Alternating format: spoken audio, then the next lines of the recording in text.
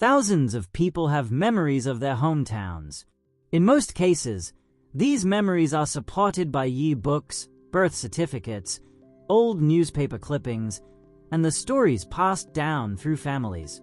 But what about the people who remember a place that, according to every official record, every map, every database, never existed at all? Meet the Dovelanders, men and women who share vivid, detailed memories of growing up in a small Wisconsin town called Doveland. They remember the white dove painted on the water tower. They remember May's Diner and its Friday meatloaf special. They remember graduating from Doveland High School, home of the demons. They remember their childhood homes, their neighbors, their first loves.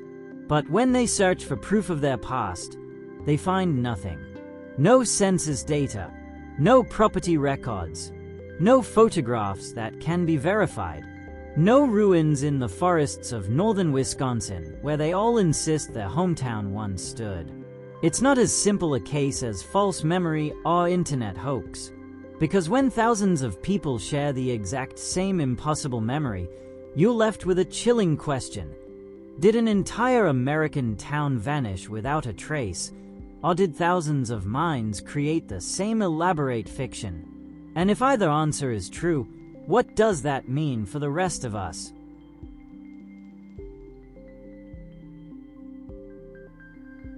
Sarah Mitchell wasn't alone. Within hours of joining the Remember Doveland forum, she realized hundreds of others shared her impossible experience. They began piecing together their hometown like investigators assembling fragments of a shattered mirror, each person contributing details that somehow fit together with eerie precision. The picture that emerged was remarkably consistent. A small Midwestern town of roughly 3,000 residents, nestled deep in the forests of northern Wisconsin. Everyone remembered the water tower, that distinctive white dove painted against faded blue metal, visible for miles through the pine trees. They all recalled May's Diner on what most people thought was Main Street, where the Friday night special was always meatloaf. There was Gunderson's Bakery, and everyone could describe the smell of cinnamon rolls wafting down the street on cold mornings. The annual Harvest Festival in October featured a corn maze that people swore was the best in the state. Doveland High School, home of the demons, had an aging gymnasium with a leaky roof and a basketball coach everyone simply called Coach Mac. Michael Torres swore he spent summers working at his uncle's hardware store. He could still hear the squeak of those old wooden floorboards, could still smell the oil and sawdust. Jennifer Caldwell described in painful, precise detail her best friend Emma's goodbye party in 1997, the night before Emma's family moved away. She remembered the cake, chocolate with vanilla frosting, and the way they'd cried in Emma's empty bedroom. Robert Hayes, a Gulf War veteran, insisted he'd returned to Doveland after Desert Storm and struggled to readjust to small-town life, drinking too much at a bar he thought was called Riley's or maybe Riley's. The memories weren't vague. They were specific, emotional, saturated with sensory detail. Sarah could recall the exact floral pattern of her childhood bedroom wallpaper, pink roses on cream. She remembered the creak of the third step on her front porch, the one her father always meant to fix. She remembered how sunlight filtered through the trees on her walk to school each morning, creating patterns on the sidewalk that she'd hop between like a game. But when pressed for verifiable details, the clarity dissolved. Sarah's street was Maple something. Maple Drive? Maple Lane? She couldn't say. No one could provide a complete phone number, though several remembered the area code being 715. People remembered their teachers' faces but struggled with full names. Mrs. Anderson, I think, or maybe Anderson with an E? The documentary facts, the kind of details that prove a place existed, remained frustratingly just out of reach. The forum members tried to verify shared experiences. Did you know Tommy Fletcher? Sarah asked. Tall kid, played basketball, graduated in '99. Dozens of people responded with variations of "that name sounds familiar" or "I think so, maybe," but no one could definitively say yes. Jennifer searched desperately for Emma, her best friend, the girl who'd shaped her adolescence, and found nothing. No social media profiles, no wedding announcements, no trace of anyone by that name who'd ever lived in Wisconsin. The chilling realization spread through the forum like ice water. Despite hundreds of people claiming they'd lived there, grown up together, attended the same school, walked the same streets, no one could definitively connect with a single childhood friend. Every "I think I remember you" dissolved into uncertainty. Every attempt to verify a shared memory crumbled under the weight of missing details.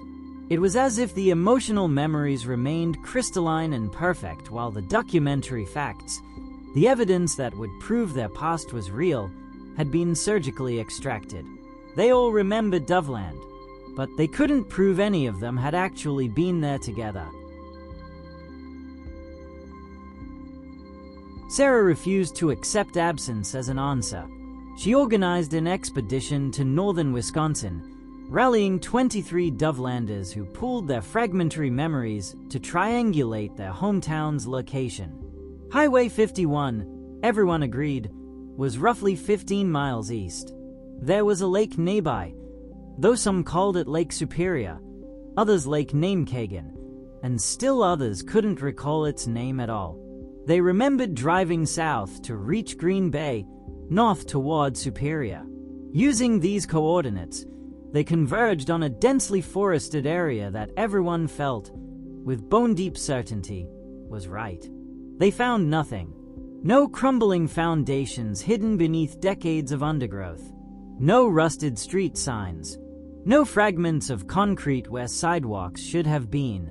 Metal detector sweeps revealed iron deposits and natural geological anomalies, but no buried infrastructure, no pipes, no electrical lines, no evidence that humans had ever built anything there. Ground-penetrating radar confirmed what their eyes already told them. Undisturbed soil, untouched for centuries. Local farmers, whose families had worked this land for 3 generations, looked at the searchers with polite confusion. Nothing had ever been there, they insisted. Just forest and fields, same as always. The search for physical proof shifted closer to home. Sarah tore through family photo albums, storage boxes, anything that might contain evidence of her past.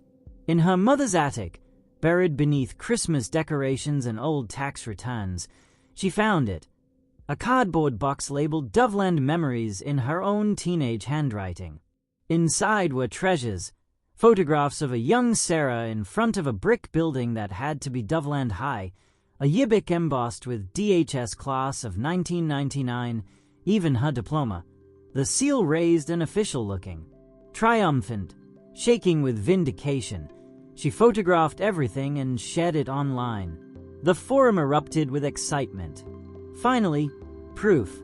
Finally, something tangible. But when Sarah sent the materials for forensic analysis, the excitement curdled into something darker. The photograph's digital metadata indicated it had been created in 2014, not 1999. The yearbook's printing techniques, the specific binding method, the paper stock, didn't exist in the 1990s. The diploma's seal, when checked against databases of accredited institutions, matched nothing. Either someone had fabricated these items with meticulous attention to detail and somehow planted them in her mother's attic, or Sarah herself had created them without conscious awareness, her mind manufacturing evidence to support memories that might be nothing more than elaborate fiction. Then came the discovery that changed everything. A researcher named Marcus found references to Project Sanguine, later renamed Project ELF, a real, formally classified Cold War military communications system designed to contact submarines using extremely low-frequency radio waves. The system required massive underground antenna arrays spread across hundreds of square miles, and significant portions were located in northern Wisconsin. Freedom of Information Act requests yielded heavily redacted documents confirming the military had purchased vast tracts of land and, in some cases, relocated entire communities for security purposes. The parallels were impossible to ignore. Los Alamos, New Mexico, housed thousands of Manhattan Project scientists yet was completely erased from maps during World War II. Oak Ridge, Tennessee, sheltered 75,000 people working on the atomic bomb, yet officially didn't exist. If the government could hide entire cities once, why not again? Why not more thoroughly, learning from past oversights? 3 days after the Project ELF discovery, Sarah received an email from an address she didn't recognize. The message was brief, cryptic. There was an incident in Wisconsin in '98. They had 48 hours to make it disappear. They did. Don't look for me. I won't be found. A phone number followed. When Sarah called it, the line was disconnected. When she tried to reply to the email, the address bounced back as non-existent.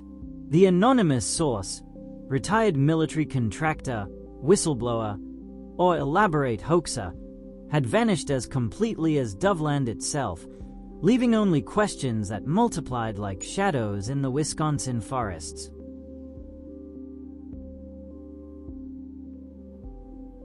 Three competing theories emerged from the chaos of contradictory evidence, each attempting to explain what should be impossible. The first, championed by forum members convinced of government conspiracy, became known as the incident theory.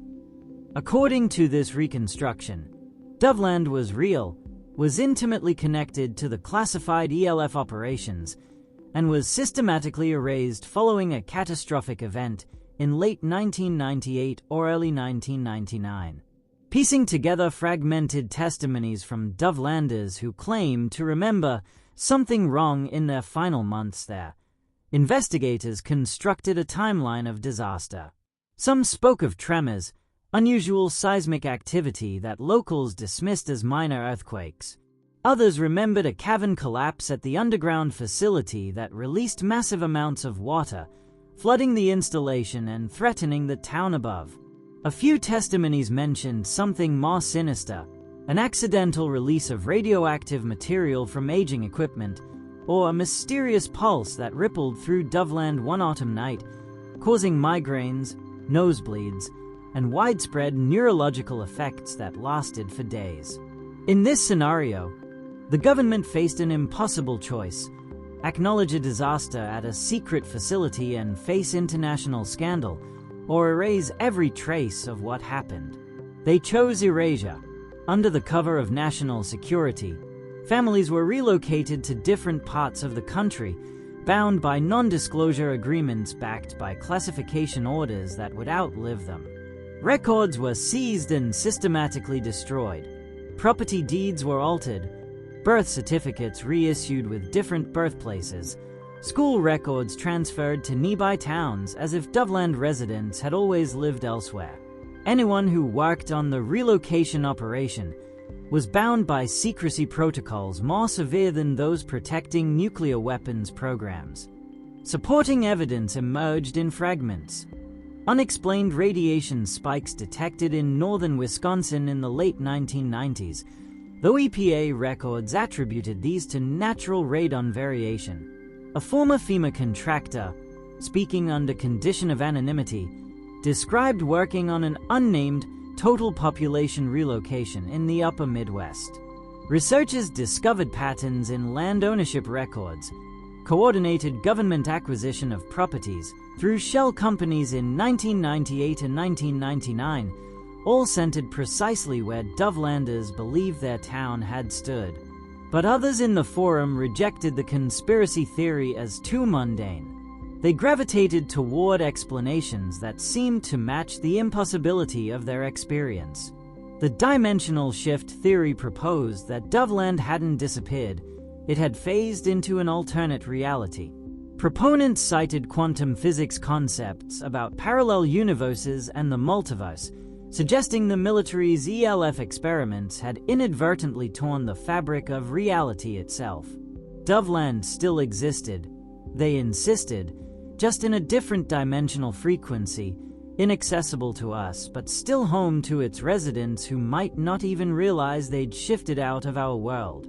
The time slip variation suggested Doveland had become temporarily unstuck, existing in a loop or displaced to a different era entirely. Believers pointed to alleged historical cases.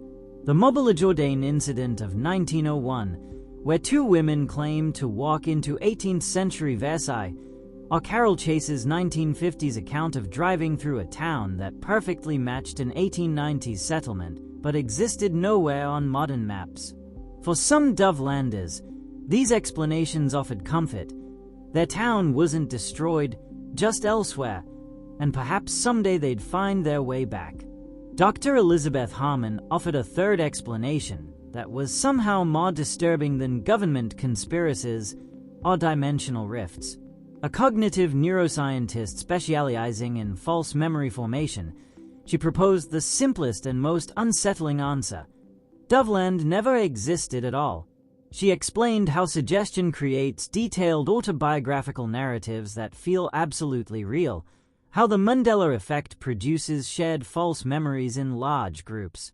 Perhaps Doveland began with a single creative writing post on Reddit in 2015, and through viral spread and social contagion, thousands of susceptible individuals incorporated this fictional town into their personal histories.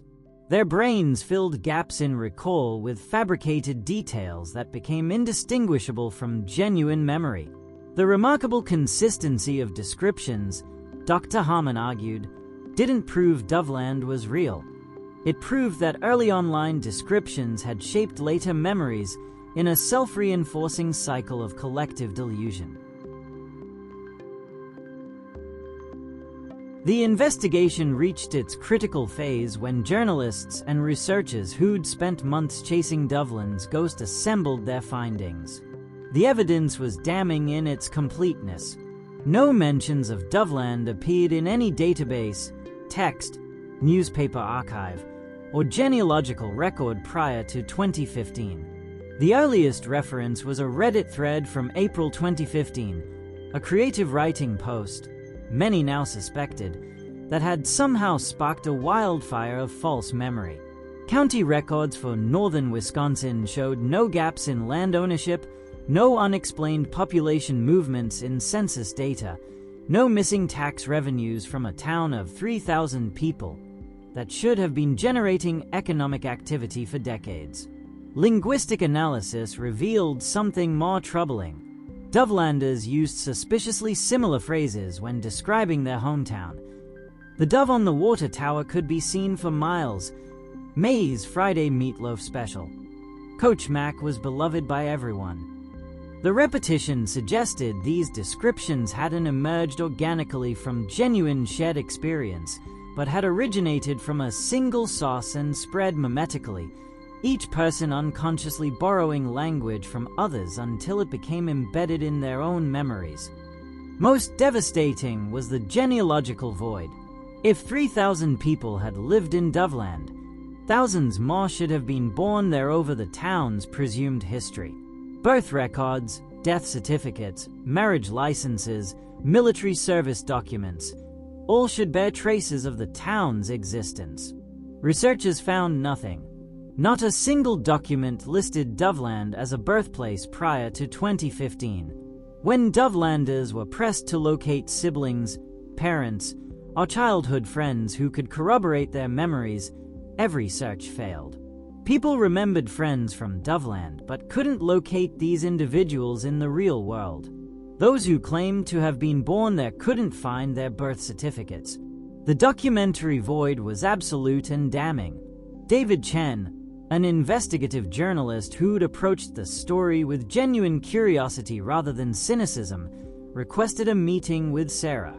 Over 4 hours in a coffee shop in Madison, he walked her through his findings with painful thoroughness. He wasn't cruel. His voice was gentle, his manner sympathetic, but the weight of evidence was crushing. Sarah's Doveland memories contained anachronisms she hadn't noticed. Mentions of smartphones and social media in the late 1990s, cultural references from the wrong decade, architectural descriptions that didn't match period-appropriate small-town Wisconsin construction. Chen showed her printouts from Dr. Harmon's research, brain scans comparing false memories to real ones. The neural pathways lit up identically. They felt the same because, to the brain, they were the same. The emotion was real. The sense of lived experience was real, even if the events themselves had never happened. He suggested, as gently as he could, that Sarah and thousands like her might have been seeking something, belonging, community, escape from present struggles, and had found it in a collective fiction that felt more solid than concrete reality. The internet had made it possible for this shared delusion to spread and reinforce itself at unprecedented scale, each person's false memory validating and strengthening another's. Sarah sat in silence for a long time after Chen finished. The choice before her was impossible. Accept the expert analysis and lose her entire past, or reject it and be labeled delusional. How could something that felt so viscerally real be nothing? She could still smell Gunderson's cinnamon rolls on cold mornings, could still hear the sharp blast of Coach Mac's whistle echoing through the gymnasium, could still feel the warmth of her childhood bedroom on winter mornings when frost traced patterns on the windows. These weren't vague impressions. They were lived experiences, textured and complete. How could they be lies her mind had told her? She thought of her daughter, who'd watched her mother disappear into this obsession for months. She thought of her real childhood, whatever it had actually been, now buried beneath layers of phantom memories. But she also thought of the community she'd found with other Dovelanders, the late-night Zoom calls, the shared investigations, the genuine friendships forged in their collective search for truth. Those relationships were undeniably real. The question was whether she could accept that the town that brought them together had never existed at all. The conclusion came without resolution, and perhaps that was the only honest ending. Sarah met with her closest Dovelander friends, Michael, Jennifer, Robert, and a dozen others, in a rented community center in Madison. They'd all seen the evidence. They'd all wrestled with the cognitive dissonance that came from believing something completely while knowing it might be impossible. Robert remained unshaken in his conviction. They wouldn't have destroyed everything unless there was something to destroy, he insisted, his voice carrying the certainty of someone who'd served in places the government claimed didn't exist. The very thoroughness of the erasure proved conspiracy. Jennifer sat across from him, quieter, her acceptance reluctant and painful. She'd begun seeing a therapist who specialized in false memory. The best friend Emma she'd mourned losing for 20 years might never have existed at all. The grief of that realization was somehow worse than the original loss. Sarah found herself suspended between them, unable to fully embrace either explanation, but realizing that certainty might matter less than meaning.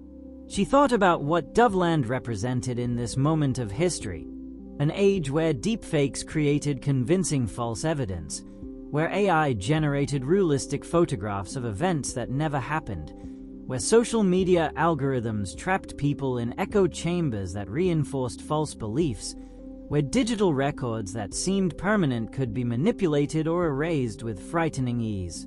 The line between truth and fiction had never been more unstable, and Doveland, whether real or imagined, stood as a monument to that instability.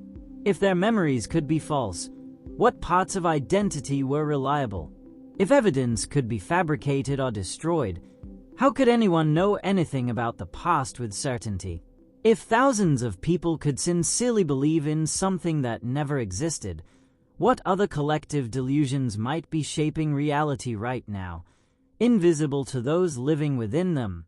They decided to hold a gathering, not to prove anything, not to reach consensus, but to acknowledge what they'd experienced together. 18 of them made the drive to northern Wisconsin, to the forest clearing where they all felt, with inexplicable certainty, that Doveland should be. They placed a small handmade memorial stone reading "Doveland, never forgotten." The ambiguity was intentional. It could commemorate a real town or the connections they'd forged searching for one. Sarah spoke, her voice steady despite the uncertainty in her heart. Maybe the truth doesn't matter as much as we think. Maybe what matters is that we found each other, that we asked questions, that we didn't just accept what we were told or what we weren't told. As others began to leave, Sarah lingered. She walked deeper into the forest, following instinct rather than logic. Late afternoon light filtered through the pines in slanted golden rays. For a moment, she swore she could smell cinnamon, Gunderson's bakery on a Sunday morning. She closed her eyes and she was there, walking down Maple Street, the white dove on the water tower visible above the trees, May's diner just around the corner, home waiting at the end of the familiar path. When she opened her eyes, there was only forest. But as she turned to leave, something caught her attention. In the distance, barely visible through the dense trees, stood a structure, tall, cylindrical, weathered and rusted, partially obscured by overgrown vegetation. A water tower. Sarah's breath caught in her throat. She took one step toward it, then stopped. Part of her desperately wanted to run forward, to confirm it was real, to vindicate everything. But another part understood that some mysteries exist to remain mysteries. That Scroding is uncertainty, where Doveland both exists and doesn't exist until observed, might be the only truth she could live with. She took one last look at the structure, water tower or trick of light or hopeful projection of a mind refusing surrender, and walked back to her car. As she drove away, the forest receding in her rearview mirror, her phone lit up with a notification. The Remember Doveland forum had a new post. She didn't check it. Not yet. Maybe not ever. She didn't need Doveland to be real to value what it had given her. And she didn't need it to be false to move forward. Behind her, the forest stood silent. Deep in the trees, that structure remained. A shaft of sunlight broke through the clouds, and for just a moment, something on that tower caught the light. Something white, something that might, if you looked carefully, resemble the silhouette of a dove, or might be nothing at all.